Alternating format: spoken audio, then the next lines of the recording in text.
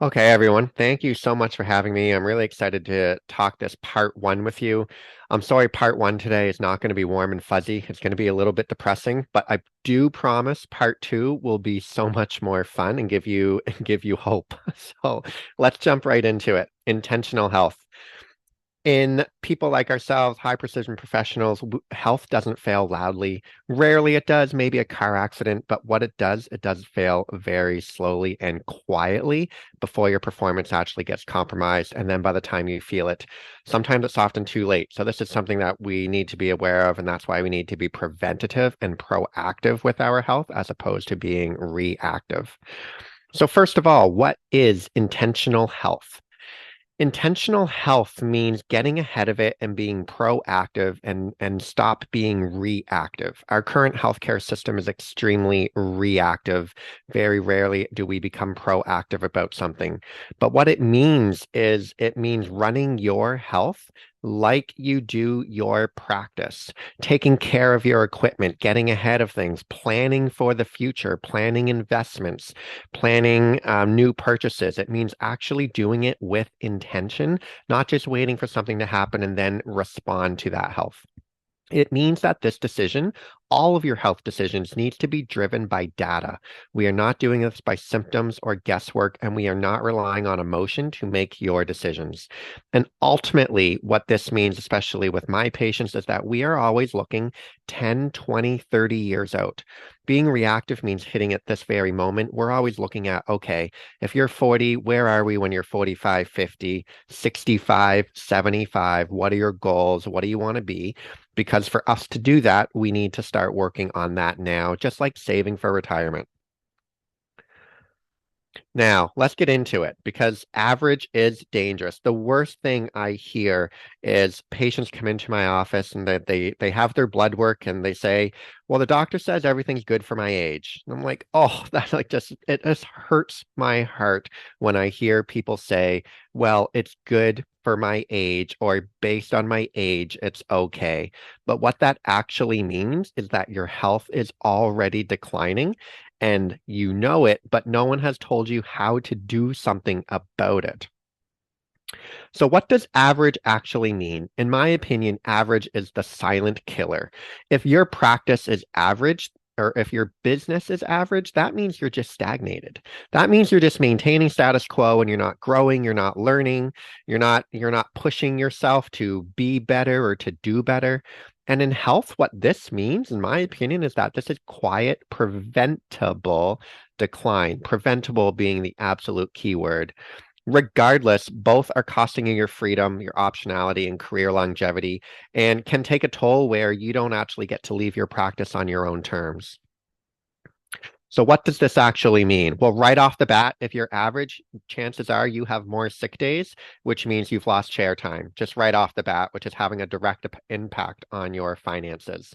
If you are average, you have higher healthcare costs and therefore financial drag on your practice. It means you have a shorter health span, which means you're not going to be able to practice as long as you may like. And then recent data, pre-COVID, during COVID, and post-COVID, this stuff's actually really interesting, is that dentists are still burning out at an extremely high rate. 1 in 4 dentists are burning out, and we have not recovered to pre-COVID levels when it comes to health in a practice. And this means there's cognitive fatigue, there's reduced air tolerance, and also means slower recovery between clinical days, being exhausted the day after and having to take more time before you're ready to come back and actually feel 100%. The scary news, average is trending down even though we're living longer. So life expectancy in Canada, and all of this data is from our most recent Stats Can census, which happened in 2023. If you were lucky enough to receive the long form, then hopefully you would have filled that out. And this is where all of this data is coming from across Canada. So life expectancy in Canada was 81.3 years in 2022, went up to 81.7 in 23, but we're actually still below pre-COVID levels. Our life expectancy pre-COVID was actually closer to 83, 84, and we still have not returned to that. What's even more scary though is like, okay, that's only a difference of zero point 0.4 years. The number of Canadians that can actually report that their health is good or excellent has actually decreased. It was roughly 60% pre-21 and it's dropped to 52.2 in 23. And what's even more scary is that if you've worked your whole life and then you make it to 65 and you retire, it was 1 in 2 people reported their health at 65 and over as very good or excellent. And that has dropped down to 40.5%, which is a significant decrease. So the illusion of average well-being, people are living longer. In my opinion, and the data would back this up, no one is thriving. They are not living life on their terms. They are having to manage their health condition. So here's visual representation of that data. You can see the slope. This is a terrible slope. You guys read enough papers. This is just showing you where it is in 2019 on the x-axis to 2023. And we don't have any more recent data on Canadians as of yet. Health adjusted life expectancy at birth, or let's just call it HALE. This is the number of years people can expect to live in good health, accounting for both mortality and morbidity. Okay. So if you are born today, your health adjusted life expectancy in 2019 was just 65.7 years. What that data means is that you can expect, if you live in Nova Scotia, to be healthy with no health problems until the age of 65.7. And that was in 2019. 2023, let's fast forward 4 years, that has decreased now in Nova Scotia to 63.9 years, not even getting to retirement, and now you are already managing one health condition. New Brunswick does better, 66.9 years at 2019, and that has dropped to 64.5. PEI does great, 67 years, great being like in Atlantic Canada, but we could do so much better. That's down to 64.8, and then Newfoundland 66.9, that dropped to 63, which is a significant drop, 3.9 years, right? Quebec, if you're wondering, Quebec actually does the best. They perform the best in Canada. There are many reasons for that. They smoke, they drink red wine, and they eat cheese. So maybe that's what our problem is. You heard it here first, but I would say the biggest one is that they are very active. When you come to exercise, they embrace winter. They don't hibernate like we do tend to in Atlantic Canada. I'm still going with the red wine and cheese though, so get that charcuterie board going. Hail at birth, so you can see across the provinces here, you can see that Quebec passes everybody. And even though theirs has decreased, they're still doing better than everyone else. All right, average means disease. And if this is even more important for all of us who are practicing in rural communities, if you are getting out of city centers, so you are getting out of Fredericton, Moncton, St. John's, Charlottetown, and Halifax, everywhere else, health actually gets worse.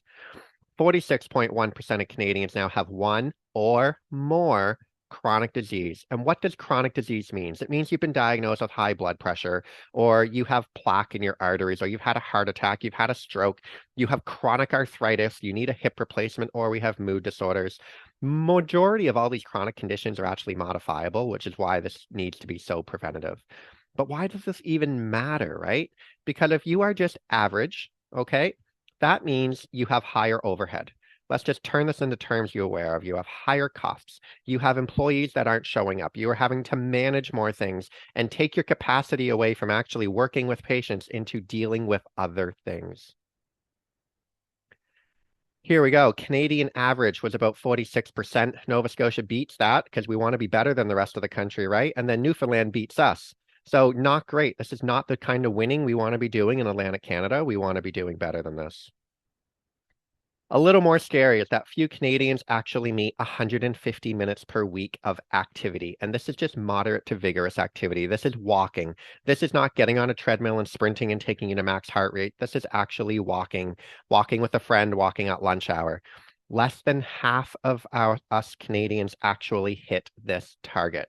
And then, of course, diet. Our diet, as you know, is not that great. 52% of Canadians report that their diet is very good or excellent. Average habits are failing average leaders, and this is why we do not want to be average. I know you're not average because you wouldn't, if you were, you wouldn't be here on a Sunday afternoon. But why this is important, half the population isn't meeting the basic standards. So if you're average, that means you are not hitting the basic number. Greater than half of Canadians are not meeting 150 minutes a week. And as you're going to see in part two, exercise has the greatest impact and the lowest cost on all cause mortality. You are going to receive today a pre-session package, which Suzanne is going to send out. What is in this pre-session package is an in-depth family health history. So this is your mom, your dad, and their parents, so your grandparents.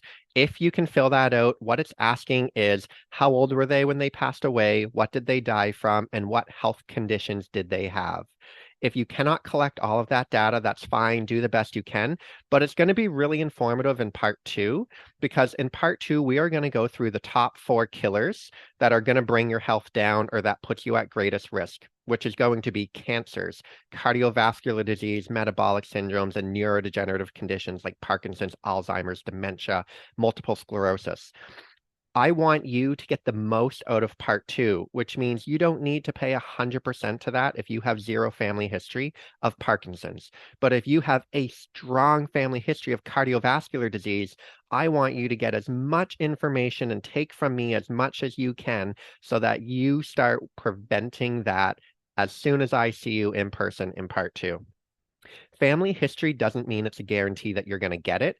It just means that if you choose to do nothing, statistically speaking, you're most likely going to develop that condition. If you choose to do something, you can change that trajectory.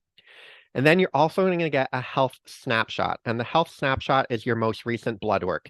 If you're able to pull that up, you'll actually have some hard and fast numbers to look at. So when we discuss targets, you're going to be able to see, am I doing okay? Am I not doing okay? What do I need to work on? Or if you don't have the data that I'm looking for, then don't worry about it. We'll make a list so that you can go and ask your doctor to get specific tests done so that you actually have all of the info.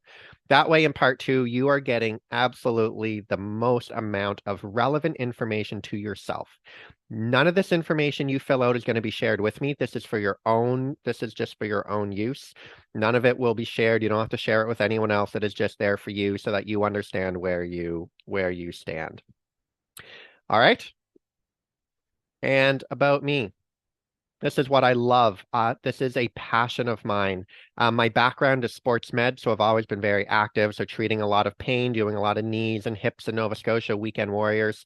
But my passion on myself and a personal hobby is just focusing on health span. We've watched our parents and we've watched our grandparents age, and that last 10 to 15 years of their life be not the quality of life we would expect. So while you may be living long, in my opinion, you're not actually truly hitting that health span. So my goal for myself is to live and do what I want right up until the day I die. And hopefully I pass away in my sleep being active and doing everything I want. So that's my goal. And I love working with people who this is their goal, because the energy, the discussions, the tracking things over time, developing, looking at trends, it's so fun and it is so rewarding to watch this in my patients. So thank you so much. I cannot wait to see you all in person in May. Yay. Thank you very much, Ben. I'm just going to take off the spotlight. I'm going to stop the recording.